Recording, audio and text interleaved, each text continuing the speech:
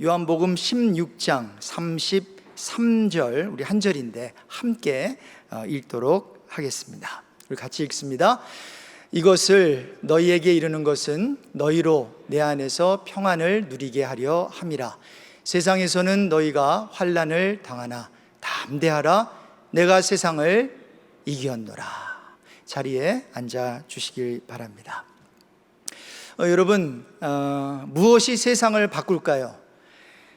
뭔가 대단하고 큰 것이 세상을 바꿀까요? 아닙니다. 미세한 바이러스가 온 세상을 바꿉니다. 지난 3월부터 우리는 코로나19라고 하는 눈에 보이지도 않는 이 바이러스가 세상을 바꿔놓은 것을 목격했습니다. 정치, 경제, 사회, 교육, 의료, 종교, 예술, 그리고 사소한 일상까지 몽땅 변하게 했습니다. 식당에서 식사를 이제는 못하고요, 투고로 해서 집에서 먹습니다. 무엇을 사러 가면 밖에서 줄 서서 기다려야 합니다. 사회적 거리두기, 마스크 착용, 이제 전 세계적으로 방역의 표준이 되었습니다. 재택근무로 인해 이전에 수십 년 동안 내려왔던 직장 문화가 송두리째 흔들리고 있습니다. 그뿐만이 아니죠. 성도님들을 가만히 보니까 주일 동선도 180도 바뀌었습니다. 팬데믹 이전에는요, 주일이면 이제 일어나서 교회로 오시지 않습니까? 예배 드리고 교회에서 맛있는 국밥 먹고, 보통 성도들은 또 이제 마켓 보고 시간 여유 있으면 식당에 가서 early dinner, 저녁 일찍 먹고 집으로 갔지요. 이제는 어떻습니까? 주일이 되면 일어나서 집에서 예배 드리고 집에서 점심 먹고 집에 그냥 있습니다. 아마 성도님들 가운데는 ANC, 우리 교회에 마지막으로 오신 지 오래된 분들도 있을 거예요. 예배를 온라인으로 드리고 성경 공부를 줌으로, 컴퓨터 모니터를 보면서 화상으로 합니다. 자, 이렇게 많은 것이 바뀌는 가운데 우리는 다음 세 가지가 없어 보입니다. 정신이 없습니다. 정신만 없는 게 아니라 이런 변화를 위해 준비할 시간이 없습니다. 그리고 생각이 없어 보입니다. 물론 정신 있지요. 시간과 생각이 있겠지요. 하지만 너무나 많은 것들이 초스피드로 체인지 되었기 때문에 정신이 없어 보이고 준비할 시간이 없어 보이고 생각할 틈이 없어 보입니다. 네, 그렇습니다. 천천히 다가와야 하는 미래가 이 작은 바이러스로 인해 너무 빨리 다가와 오늘이 되어버린 것입니다. 그래서 이젠 준비가 아니라 빨리 적응을 해야 하는 시점에 우린 있습니다. 누가 그러더라고요. 강한 사람이 아니라 적응하는 사람이 살아남는 뉴 노멀 시대가 됐다고 말이죠. 자, 그렇다면 이 같은 뉴 노멀 시대에 팬데믹 극복을 위해 우리에게 필요한 것은 무엇일까요? 그 답을 오늘 본문에서 찾아보길 원합니다. 자, 먼저 팬데믹 상황 가운데 말씀드린 대로 적응을 잘 해야 합니다. 오늘 본문 요한복음 16장 33절을 한번 다시 보겠습니다. 우리 주님께서 이렇게 말씀하세요. 이것을 너에게 이르는 것은 너희로 내 안에서 평안을 누리게 하려 함이라. 세상에서는 너희가 환난을 당하나 담대하라. 내가 세상을 이기었노라. 여러분이 잘 아시는 대로 요한복음 13장에서 16장은 예수님의 다락방 강화 또는 담화로 불리는데요, 요즘 쉬운 말로 하자면 예수님의 스피치가 되는 거예요. 예수님의 강의라는 겁니다. 예수님께서는 온 세상의 구원 사역을 위해 십자가 고난을 당하시게 되는데요, 이제 십자가를 지시기 전에 제자들과 마지막 만찬을 마가의 다락방에서 가지신 것입니다. 그래서 이 다락방 스피치의 목적은 이제 예수님께서 십자가 죽음과 부활 그리고 승천을 앞둔 가운데서 환난 많은 세상에 남게 될 제자들을 준비시키기 위함이었습니다.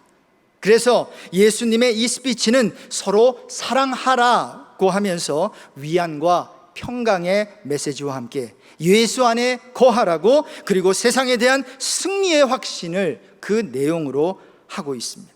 자, 이런 맥락 가운데 요한복음 16장 33절에서 주님은 이 같은 말씀을 하시는 거예요.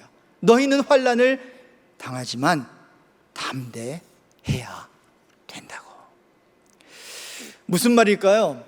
괜찮아, 환난 같은 건 없을 거야가 아니라, 아니, 환난은 분명히 있을 거야, 그러니 적응해야 돼 라는 권면의 말씀입니다. 여러분, 우리가 오해하지 말아야 하는 것이 하나 있습니다. 성경은 하나님을 믿는 사람들이요, 환난으로부터 제외된다거나 세상에서 힘든 일을 당하지 않을 것이라는 거짓 희망을 주지 않습니다. 물론 유월절 사건처럼 기적적으로 하나님의 사람들을 보호하시는 경우도 있지만 대부분은 환난을 허락하시면서 그 가운데 통과하게 하십니다. 그 같은 사실을 성경은 이렇게 표현하지요. 이사야서 33장 2절에 보니까 내가 물 가운데로 지날 때에 내가 너와 함께 할 것이다. 강을 건널 때에 물이 너를 침몰하지 못할 것이다. 내가 물 가운데로 지날 때에 타지도 아니할 것이요 불꽃이 너를 사르지도 못하리니. 여러분, 이 말은 무슨 말일까요? 물 가운데로 지나가야 한다는 거예요. 저와 여러분이 건널 강이 있다는 거예요. 물 가운데로 지나가야 하는 상황이 이스라엘 백성에게 있다는 거예요. 물을 없애거나 불을 없애지는 않는다는 거죠. 다니엘 세 친구는요, 풀무불에 들어가야만 했습니다. 다니엘은 사자굴에 던져져야 했습니다.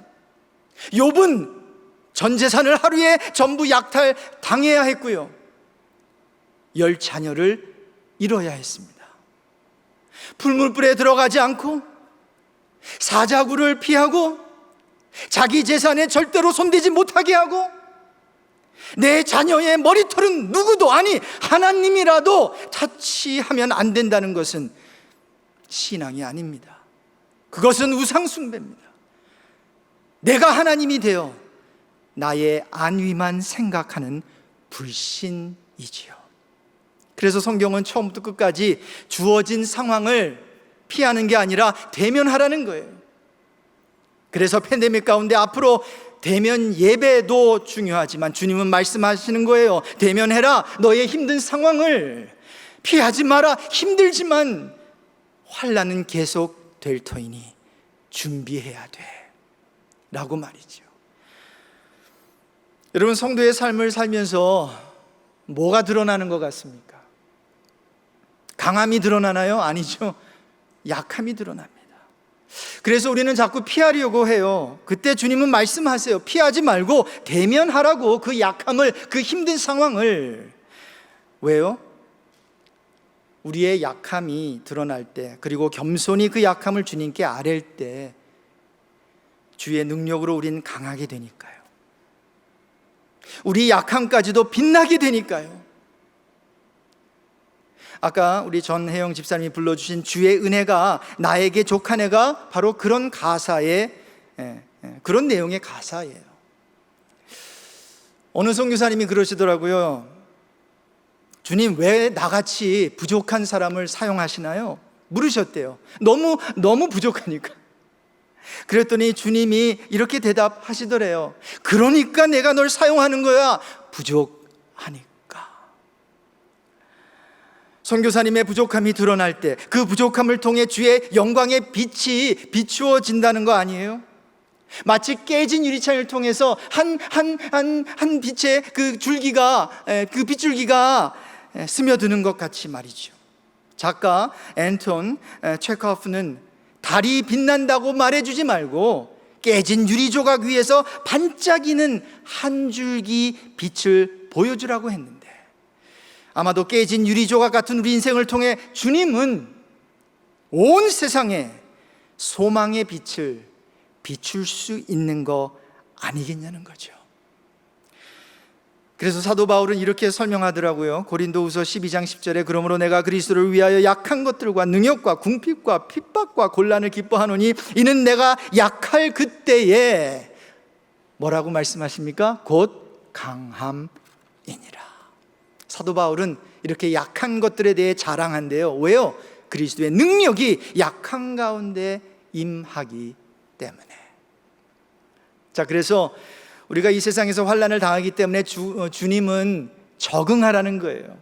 자, 그런데 이렇게 적응만 하면 될까요? 아닙니다. 여러분, 적응이 우리의 최종 목적이라면 그거는 허무해요. 그러나 적응하는 가운데 우리의 목적이 성숙이라면 그거는 할만해 본 것입니다. 그래서 두 번째 포인트는 이거예요. 적응 가운데 성숙으로 나아가라는 것입니다. 보세요. 이것을 너희에게 이르는 것은 너희로 내 안에서 평안을 누리게 하려 함이라. 세상에서는 너희가 환난을 당하나 담대하라 그랬잖아요. 여러분, 여기서 담대하라는 것은 성숙을 의미한다고 볼 수 있어요. 담대하라로 번역된 그 원어를 잘 분석해 보면요, 그냥 용기 내라가 아니에요.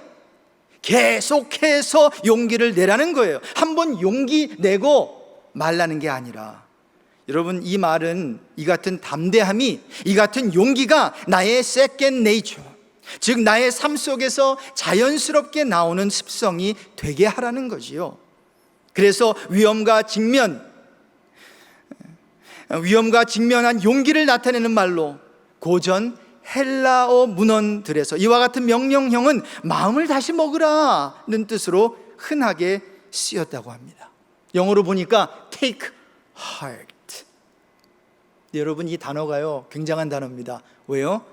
성경에서 예수님께서만 사용한 아주 특별한 단어예요. 총 6번을 사용하셨는데요, 참 힘들고 어렵고 중풍병자에게, 또한 12의 혈루증을 앓은 여인에게, 이렇게 놀라고 두려움에 떨고 있는 사람들을 향해서 이 단어를 사용하셨어요. 우리 주님께서. 왜 이렇게 담대하라는 거지요? 지금 담대하지 않거든요. 지금 저와 여러분의 마음은 흔들리거든요. 지금 죽을 것 같거든요. 지금 믿음이 없어요. 그래서 주님은 그런 마음 상태 가지고는 이 상황에 적응할 수 없으니 내 안에 마음의 변화가 필요해. 그런 마음 상태 가지고는 안 돼. 그러니까 새 마음을 가져야 돼. Take this heart, take this courage. 이런 말씀을 우리 주님께서는 하는 거예요. 자, 여기서 중요한 게 한 가지 있습니다. 담대함은 저와 여러분이 스스로 만드는 게 아니에요. 만들 수 없어요. 이건 일종의 변화니까요. 그러니 주님이 주시겠다는 거예요. Take it from me. Take courage. Take this heart. 지금 이 시간 힘든 상황을 극복하기 위해 주님은 이 담대함을 여러분에게 주시기 원하십니다. 지금 믿음으로 받으십시오. 근데 여러분 보세요. 환난을 당하는데 담대하래요. 지금 환난 당해요. 마치 아픈데 아프지 마 하는 것과 같아 보여요. 무서워요. 근데 무서워하지 말래요. 아니, 아프면 약을 먹던가 의사를 봐야 하는데 아프지 마. 여러분, 이게 도대체 뭘까요? 여기에 답이 있어요. 이게 바로 제3의 선택이라는 거예요. 여러분 잘 아시는 유대인은 정말로 우수한 민족 아닙니까? 노벨 수상자들도 많고요. 그런데 여러분 아세요? 유대인들의 IQ가 우리 한국인 IQ보다 12 자리가 낮아요. 우리 한국인이 IQ가 더 높단 말이에요. 그런데 노벨 수상은 그들이 다 해요. 왜 그럴까요? 왜 IQ가 높지 않은 민족이 그렇게 우수할까요? 많은 학자들은 그 해답을 유대인의 자녀 교육에서 찾았다고 하네요. 유대인 교육에 3대 핵심이 있어요. 아마 여러분 아시는 것도 있을 거예요. 남보다 뛰어나기가 아니라 남과 다르게 하라, 차별되게 행동하라는 거예요. 물고기를 주기보다 물고기를 낚는 방법을 가르쳐줘라. 이것까지는 우리가 잘 알잖아요. 그런데 이것들이 핵심이 아니에요. 제1 핵심이 있어요. 그것은 뭔가 하면 행동 방침이 2가지 있다면 항상 3번째 방침을 따르라는 거예요.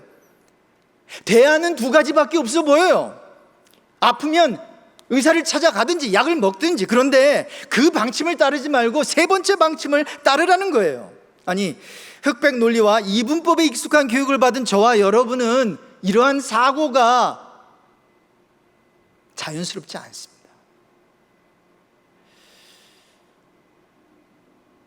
그런데 유대인들은 어려서부터 이걸 교육을 시켜요. 다음 질문은 어느 외국 기업의 면접 시험에 제출된 것이라고 합니다. 천둥과 번개를 동반한 소나기가 쏟아지는 초저녁 무렵, 당신은 친구를 만나기 위해 급히 자동차를 몰고 시내로 향한다. 도중 한 버스 정류장을 지나게 되었다. 그곳엔 3사람이 버스를 기다리고 있었다. 한 사람은 당신이 오랫동안 짝사랑해오던 여성이었고, 또 한 사람은 며칠 전 응급실에 실려갔을 때 헌신적인 조치로 당신의 생명을 구해주었던 의사였다. 그리고 나머지 한 사람은 금방이라도 쓰러질 것만 같은 응급 환자였다. 그들은 우산도 없이 버스나 택시를 잡기 위해 무척이나 애를 쓰고 있었다. 유감스럽게도 당신 자동차엔 딱 한 사람만 태울 공간밖에 없다. 문제 나갑니다. 만일 당신이 이런 상황에 처했다면 3사람 중 누구를 차에 태울 것인가? 짝사랑하는 여성인가? 생명의 은인인 의사인가? 아니면 생명이 위급한 환자인가? 과연 어떤 대답을 해야 면접을 통과하여 합격할 수 있을까요? 시험에 합격한 사람의 대답은 이것입니다. 내가 몰던 자동차에서 내려 의사에게 자동차 열쇠를 넘겨주고 응급 환자와 함께 곧장 병원으로 갈 수 있도록 배려하겠습니다. 그리고 저는 남몰래 가슴앓이 하던 여성과 빗속 정류장에서 버스를 기다리겠습니다. 이게 바로 제3의 선택, 제3의 방침입니다. 예수님의 제3의 선택, 제3의 방침을 오늘 저와 여러분은 따르면 좋겠어요. 힘들어? 그러면 담대해. 아파? 담대해. 죽고 싶어? 피하지 마. 담대해. 우리 모두에게는 저마다 크고 작은 개인의 팬데믹이 있는 줄로 압니다. 건강의 팬데믹, 재정의 팬데믹, 관계의 팬데믹. 이 모든 팬데믹 가운데 주님은 말씀하십니다. 담대해라. 다른 사람들이 선택하는 제1, 제2의 선택이 아니라 제3의 선택, 제3의 방침을 기도하는 가운데 따르지 않겠느냐고.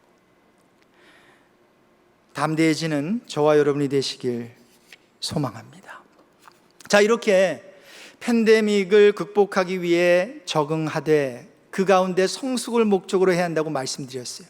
그래서 이 같은 적응을 통해 성숙이 이루어져야 하는데 그게 힘들어요. 성숙이 이루어지지 않는 분위기가 계속되고 싸움을 치르면서도 이김보다는 패배감이 더 많이 느껴진단 말이에요. 전쟁을 치르는데 끝은 안 보여요. 캄캄한 터널은 길고 어둡게만 보이고 말입니다. 그래서 찬양을 들으면서 2 손을 불끈 쥐어보기도 해요.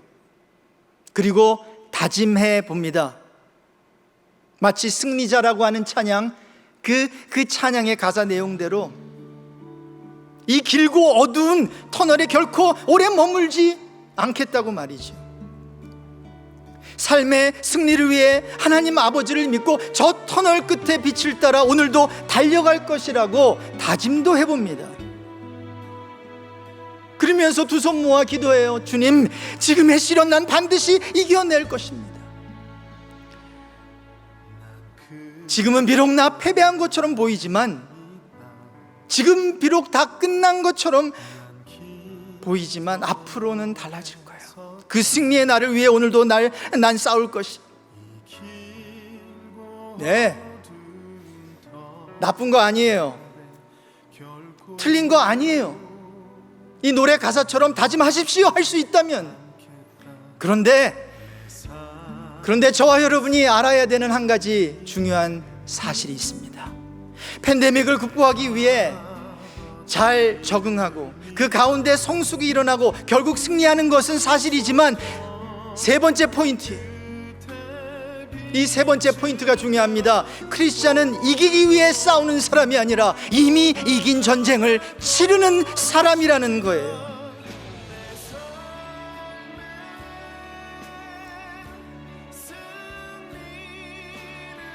이 찬양은 나중에 한번 승리자의 노래 유튜브에서 한번 보시기 바랍니다. 꺼주셔도 돼요. 여러분, 오늘 본문을 보세요. 이것을 내가 너희에게 이르는 것은 너희로 내 안에서 평안을 누리게 하려 함이라. 세상에서는 너희가 환난을 당하나 담대하라. 내가 세상을 이겼노라. 여러분, 여기서 이겼노라는 뜻은 네니케이카라는 그 원형 니카오의 동사인데요, 이 완료 시제예요. 완료형으로 쓰여졌단 말입니다. 예수님은 앞으로 내가 장차 이길 것이다 라는 미래형으로 사용하지 아니하시고요, 이미 내가 이겼다. 이것은 완벽한 영적 승리를 이미 우리 주님이 거두셨다는 거예요. 그래서 이 구절을 직역하면요, 내가 이것들을 너희에게 말하고 있으면 너희가 내 안에서 평안을 가지게 하려 함이라. 이 세상 안에서 너희가 환난을 가지나 도리어 계속해서 담대해라. 내가 이 세상을 이미 이겼노라가 됩니다. 제 삶 가운데 하나님께서 영적 멘토로, 기도 후원자로 붙여주신 귀한 분들이 계십니다. 그중 거의 30년 동안 알고 지낸 선배 목사님이 다른 먼 주에 계시면서 아주 작은 교회를 담임하고 계세요. 그런데 그분의 메시지는 그 어떤 대형 교회 목사님의 메시지보다 강력해요. 팬데믹 상황 가운데 줌이 생겨서 정말 오랜만에 대화를 나누게 되었습니다. 최근 서로 얘기하면서 귀한 복음의 내용을 서로 나누고 있는데요, 너무 내용이 유익해서 여러분과 쉐어하기 원합니다. 여러분, 기독교와 다른 종교는 본질적인 차이가 있어요. 그 차이가 뭔지 아세요? 다른 종교는 이기기 위해서 싸우지만 기독교는 이미 이긴 전쟁을 치른다는 거예요. 다른 종교는 자신이 힘으로 싸워야 하는데 싸운다 해도 이길지 패배할지 모릅니다. 그러나 기독교는 예수님이 이겼으니 가서 승리를 선포하고 차지하면 된다는 거예요. 그래서 성경에 보면 내 손에 붙였으니 그와 더불어 싸워서 그 땅을 차지하라, 이 구약에 보면 이런 표현이 심심치 않게 나오죠. 이런 경우 하나님은 이미 전쟁을 이기도록 작정하신 거예요. 그래서 이스라엘 백성은 그저 건너가서 차지만 하면 되는 거예요. 이스라엘의 전쟁은 사실 원수와 싸우는 것이 아니지요. 원수는 하나님이 싸워 주십니다. 그들이 싸워야 하는 전쟁은 자신과의 싸움, 즉 믿음의 영적 전쟁이었습니다. 그래서 믿음의 진정한 싸움은 우리의 원수와 싸우는 게 아니라 내 자신과 자신 믿음과의 싸움을 하는 것이죠.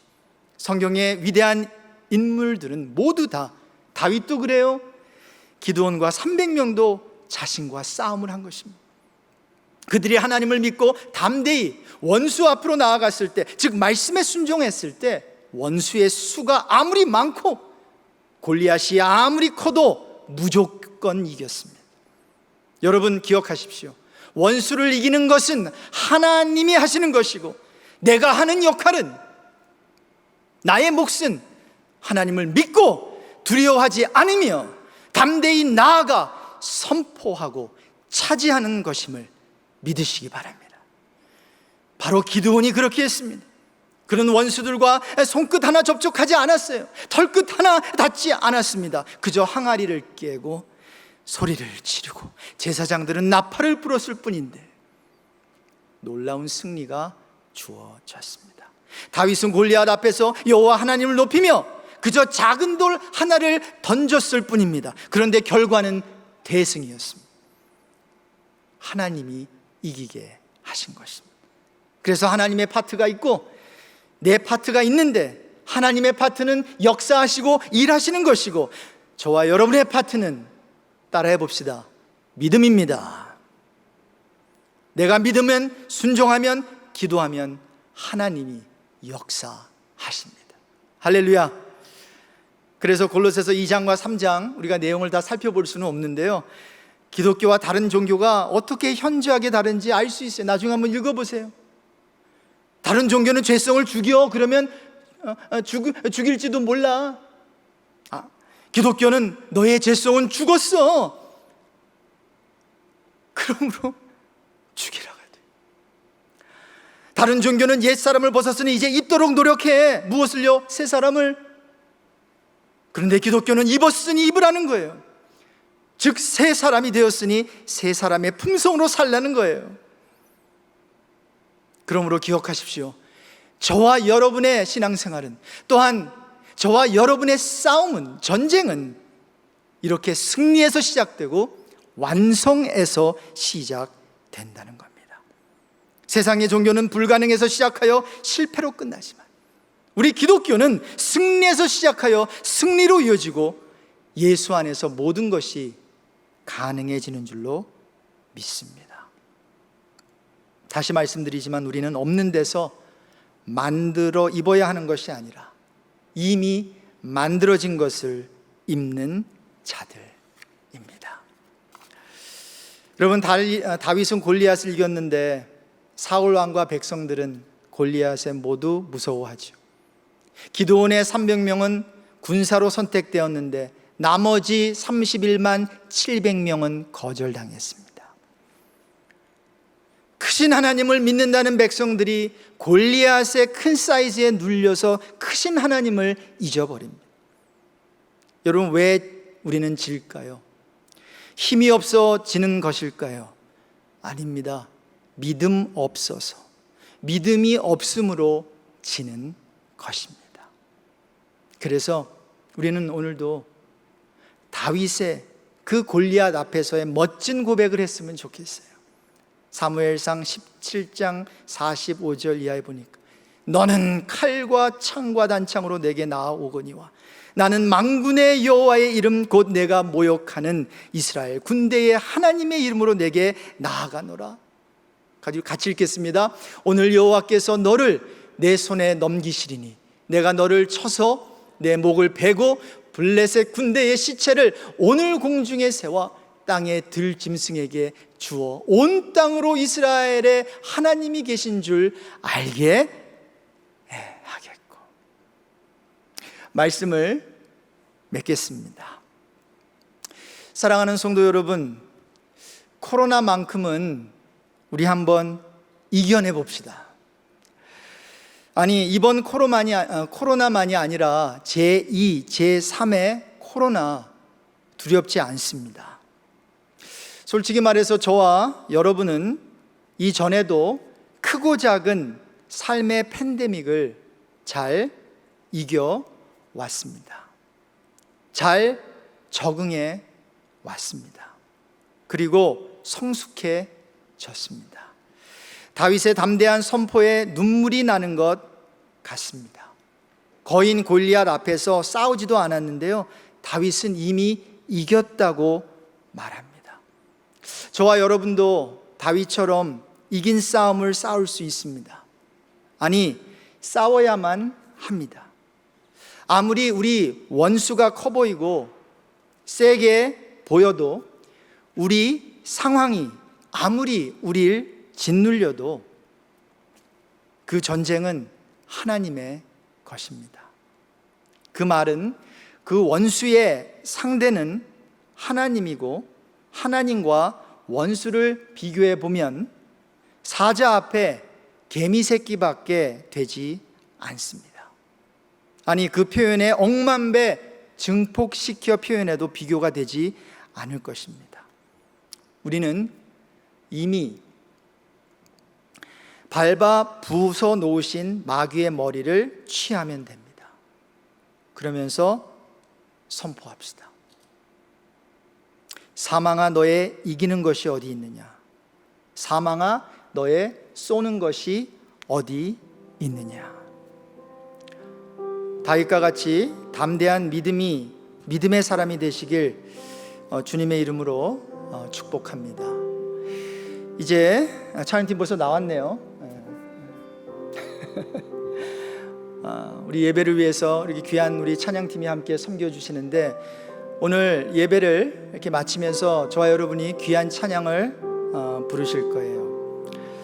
내 평생에 가는 길 순탄만 하지 않지만, 큰 풍파로 무섭고 어렵지만 주님 앞에서 이 고백을 하기 원합니다. 내 영혼 평안해. 우리 함께 일어나 우리 함께 부르시면 좋겠습니다.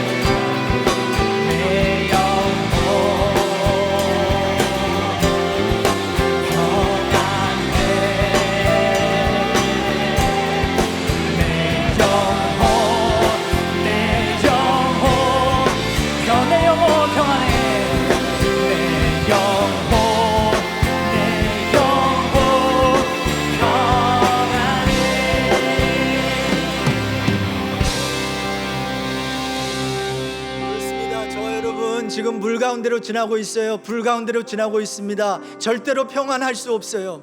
아픕니다. 수십 알의 약을 먹어도 낫지 않습니다. 오늘도 병원에 가서 의사의 손길을 기다리고 있습니다. 그런데 어찌 저와 여러분이 평안하다고 이런 고백을 할 수 있겠습니까? 우리 한 가지 분명히 합시다. 우리가 세상을 이긴 게 아닙니다. 우리가 죽음에서, 사망에서 부활한 거 아니에요. 예수님께서 부활하셨습니다. 예수님께서 세상을 이기셨습니다. 예수님께서 이기셨으면 이제 예수 안에서 저와 여러분은 이기는 줄로 믿습니다. 이 시간에 우리 함께 오늘 주신 메시지를 생각하면서 기도했으면 좋겠어요. 하나님, 내가 이 시간에 불 가운데 놓여 있습니다. 물 가운데 허덕이고 있습니다. 그래서 불을 치워달라고, 물 가운데서 어떻게 물을 없애달라고 이때까지 기도했는데 하나님, 그게 아닌 거라는 것을 알았습니다. 하나님, 기도를 바꿉니다. 불 가운데 나와 함께 해주십시오. 물 가운데 나와 함께 해주시는 하나님, 이 병 가운데 함께 하시는 하나님, 이 질병 가운데 함께 하시는 하나님, 죽음 가운데서라도 함께 하시는 하나님, 아니 성도의 삶만이 아니라 성도의 죽음 이후까지도 책임져 주시는 하나님이 계시기에 이 병이 두렵지 않고 이 죽음이 두렵지 않습니다. 하나님, 팬데믹을 이미 극복하신 하나님, 그 하나님께 안기고 싶습니다. 그 하나님 안에서 승리를 맛보고 싶습니다. 이 시간에 함께 하나님께 부르짖으면서 함께 기도하겠습니다. 하나님 아버지, 이 시간에 기도합니다. 하나님, 보이지가 않습니다. 눈에 보이지가 않습니다. 끝이 보이지가 않습니다. 계속 아픕니다. 연약합니다. 물에 빠지고 있습니다. 불의 살이 다 들어가고 있습니다. 그런데 하나님 아버지여, 하나님께서 함께 하십니다. 하나님께서 함께 하십니다. 하나님께서 함께 하십니다. 하나님께서 함께 하십니다. 하나님께서 저와 여러분, 우리와 함께 하십니다. 오, 역사여 주시옵소서. 오, 역사여 주시옵소서. 이 시간에 우리를 일상에 여겨주시고 재정의 팬데믹과 건강의 팬데믹과 관계의 팬데믹 가운데 하나님, 우리 제3의 선택을 하게 해주십시오. 제3의 아버지 하나님 생각을 할 수 있게 해주십시오. 아버지 하나님, 이것이 우리의 줄로 믿습니다. 이 세상 사람들 다 아니라고 하지만 우리 제3의 선택을 하게 해주십시오. 그런 하나님을 바라봅니다. 그런 믿음을 이 시간에 주십시오. 오, 역사여 주십시오. 오, 인도하여 주십시오. 오, 주님을 바라봅니다. 주님을 바라봅니다. 주님을 바라봅니다. 믿음의 주여 온전히 하시옵소서. 예수님을 바라봅니다. 주님, 오늘 예배를 드리면서 승리자라고 하는 찬양의 가사가 자꾸 생각납니다. 그 가사가 우리들 마음에 자꾸 울리는 듯 합니다. 우리 모두는 저마다 크고 작은 고난에 처해 있습니다. 길고 어둡고 끝이 안 보이는 터널에 서 있지만 이 길고 어두운 터널에 결코 오래 머물지 않을 것입니다. 우리 삶의 승리를 위해 주님이 이미 세상을 이기신 줄로 믿고 저 터널 끝에 아직 보이지는 않지만 그 작은 한 줄기의 빛을 따라 오늘도 믿음의 발걸음을 한 발자국 한 발자국 걸어갈 것이고, 힘주시면 달려갈 것이고, 더 힘주시면 독수리처럼 날아갈 것입니다. 주님이 이미 이루신 승리를 위해 지금의 시련, 지금의 고통, 지금의 아픔 이겨낼 것입니다. 지금은 비록 패배한 듯하고 죽은 것 같고 너무 힘들지만 그날에는 반드시 승리할 줄로 믿습니다. 아니, 주님 안에서 이미 우리는 승리를 선포합니다.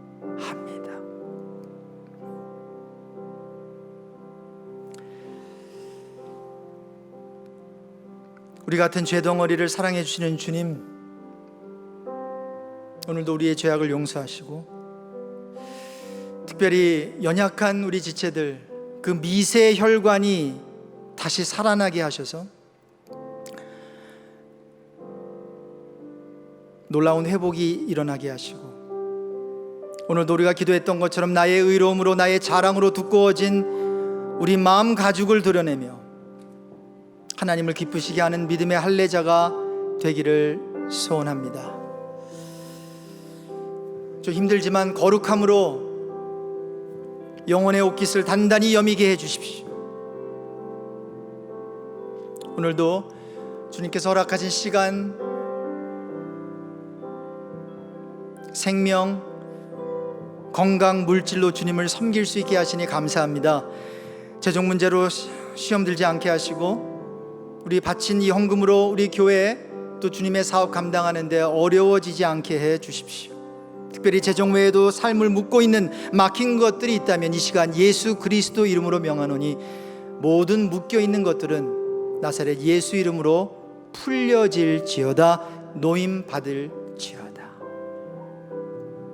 오늘도 주님의 선하심과 인자하심을 결단코 거두지 않겠다는 사랑의 주님의 약속을 신뢰하며 이번 한 주간도 우리 모두 승리하게 해 주십시오.